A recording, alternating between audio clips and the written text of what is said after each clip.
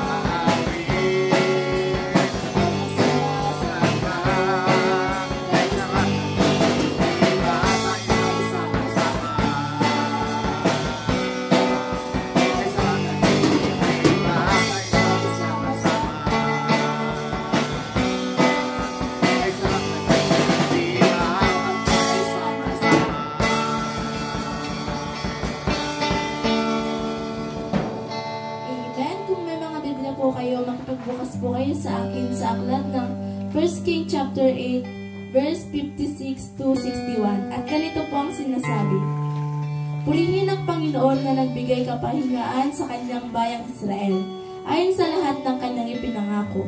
Walang nagkulang na isang salita sa lahat ng mabuting pangako na kanyang ipinangako sa pamamagitan ni Moises na kanyang lingkod.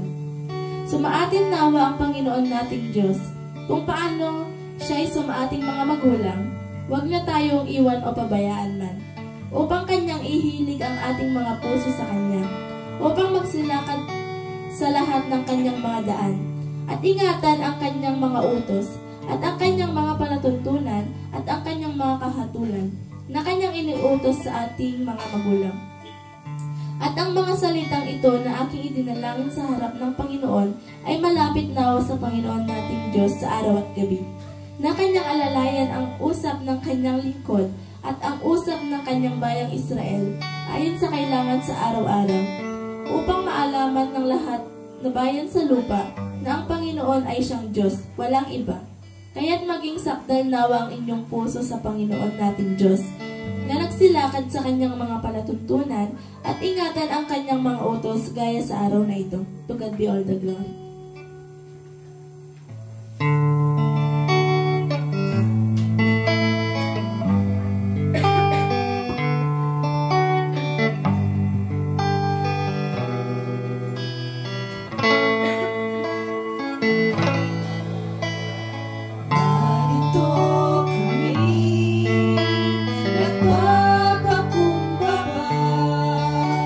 Sumasamba sa isang